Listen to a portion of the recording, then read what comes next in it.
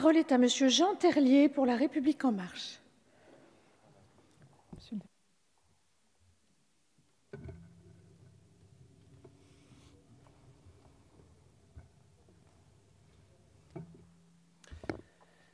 Madame la Présidente, Madame la Garde des Sceaux, Monsieur le rapporteur, mes chers collègues. À l'aune de ce dernier acte de discussion du projet de loi de programmation et de réforme pour la justice, après 2 lectures par chacune des 2 chambres, nous devons constater que les débats ne sont pas clos. Mais en réalité, le seront-ils un jour? Notre justice a besoin de moyens, mais aussi d'une profonde transformation. Transformation également si nécessaire de notre façon de faire la loi. Ce texte en est l'exemple désolant.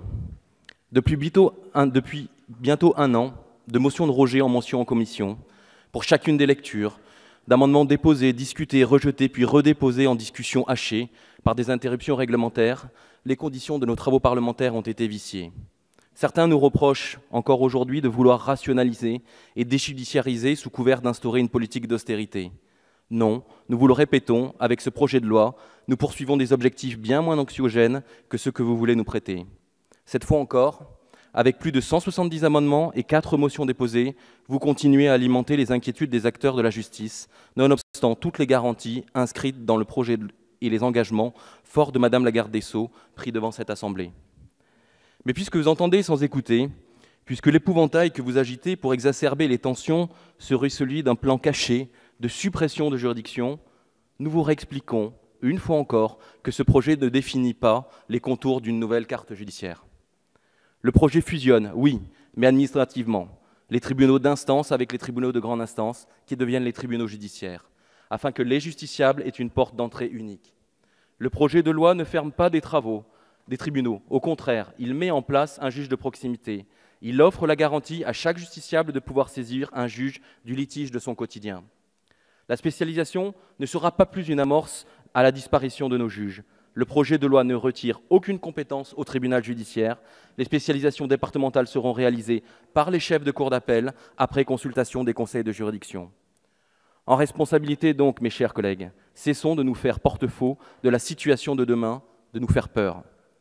C'est bien parce que moyens et transformations sont l'alpha et l'oméga d'une justice qui fonctionne mieux que ce projet ne se contente pas d'être seulement un texte de programmation. Il dispose aussi, dans tous les domaines, le budget, les moyens, les procédures, l'organisation, mais aussi la dématérialisation, l'échelle des peines et encore la prison.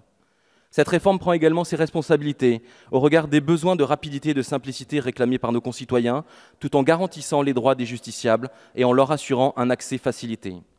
Avec le recours au règlement amiable, la révision des procédures de divorce notamment, la réforme choisit de prioriser le consensus avant le procès. Mais encore, cette réforme rend justiciable l'accès à la justice. La réforme n'est seule pas le citoyen, au contraire, elle offre les moyens à la justice et à ses acteurs de s'adapter aux besoins de la société qu'elle doit protéger. Avec la plainte en ligne, en plus des moyens traditionnels, la réforme offre un nouveau recours plus intimiste et confidentiel à toutes ces victimes qui hésitent encore à franchir le premier pas difficile de la révélation des faits. Le projet de loi inscrit toutes les garanties de respect et de protection des libertés individuelles pour que cesse le fantasme, avancé même dans cet hémicycle, d'une justice déjudiciarisée et non humaine où tout sera traité par algorithme. Assurance de guichet d'accueil dans chaque lieu de justice, garantie du maintien des recours par la voie traditionnelle, intervention du magistrat en cas d'échec de la tentative de règlement amiable, enfin, compétence du juge dans les dossiers les plus complexes de révision des pensions alimentaires.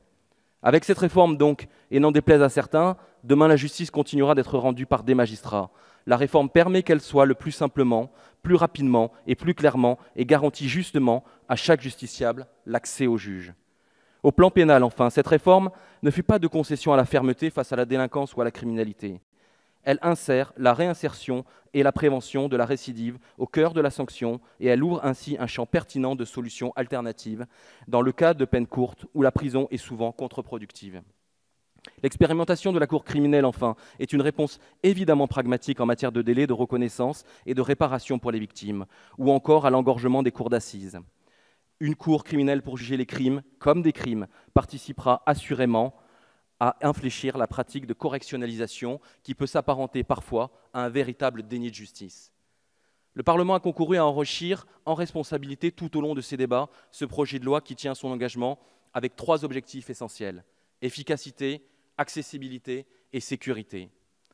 Madame la ministre, au nom du groupe La République En Marche, je tenais à saluer une nouvelle fois, et je l'espère une dernière fois, la ténacité, le calme et le professionnalisme avec lequel vous avez porté ce projet de loi, si fondamental pour notre justice du XXIe siècle. Je vous remercie.